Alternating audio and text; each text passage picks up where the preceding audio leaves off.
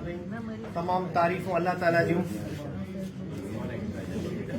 मूंखे चयो आहे त शॉर्ट कजो, मूंखे ॻाल्हाइण जे लाइ घणो कुझु आहे, पर वॾनि खे मान ॾींदे थोरो ई चवंदुसि त हिन वक़्तु तनज़ीम जेका आहे बिल्कुलु मरी चुकी आहे, रुगो दफ़न कराइनि पिया। तनज़ीम असांजी हुई।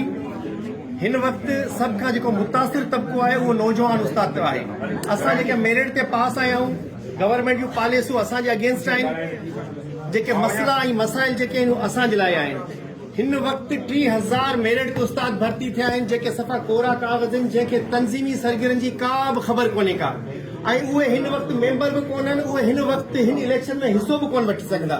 ऐं पंहिंजे जेको हींअर असांजो हलफ़ कंदो साईं चेयरमैन साहिबु, उनखे गुज़ारिश कंदुसि अहिड़ो को रेज़ोल्यूशन पास कनि त उन्हनि 30,000 उस्ताद आहिनि, उन्हनि खे वोट ॾियण जो बि हक़ ॾिनो वञे, घटि में घटि उन्हनि खे या इलेक्शन विढ़ण जो हक़ ॾिनो वञे। छो कि जेके मेजोरिटी जेका असांजे उस्ताद आहिनि 90s वारा उस्ताद आहिनि, हाणे रिटायरमेंट जे वेझो आहिनि। हीउ जेको झेड़ो आहे उहे मेजोरिटी उन 90s वारे उस्तादनि जो आहे, जेको असीं लोड़ियूं पिया। कॉन्ट्रेक्टर पीरियड असांजो को अकाउंट कोन पियो थिए, जीपी फंड असांखे हाणे कोन मिलंदो। हींअर वरी जेको जीपी फंड तलवार लटकी पई आहे असांजे मथां। उनखां पोइ अचूं था इलेक्शन प्रोसेस ते, घणी शयूं ॻाल्हाइण थियूं, इंशाल्लाह ॿिए के फोरम ते ॻाल्हाईंदासीं। अचूं था इलेक्शन।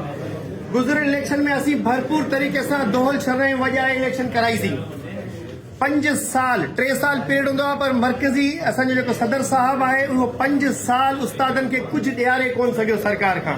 उबतो इहा ख़बर पई त एजेंट, दलाल ऐं ट्रेज़री जा जेके धंधा असांजा आम रहिया।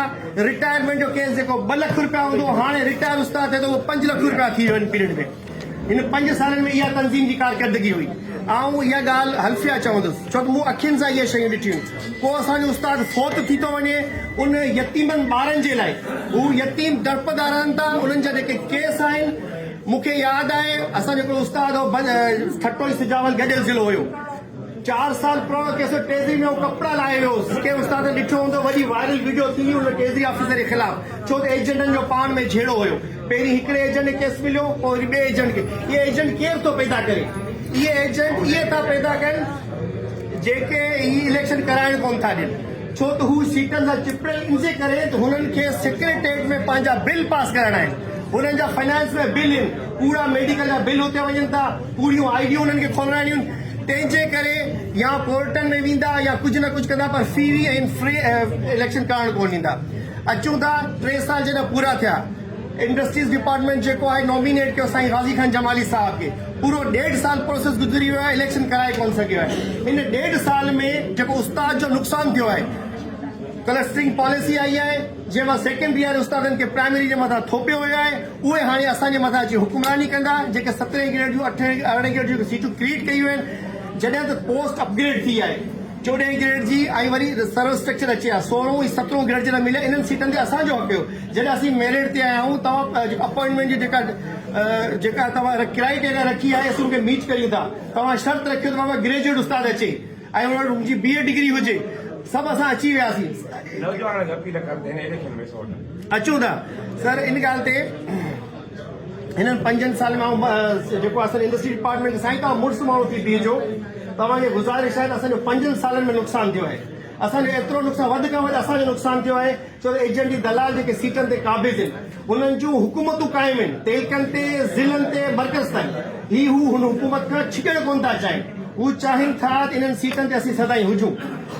बाबा नौजवान उस्तादनि खे अपील कंदुसि, बाबा वारो तव्हांजो आहे, वक़्तु असांजो आहे। 4 साल खां 5 साल खां तनज़ीम असांजी आहे, असीं वारिस आहियूं तनज़ीम जा।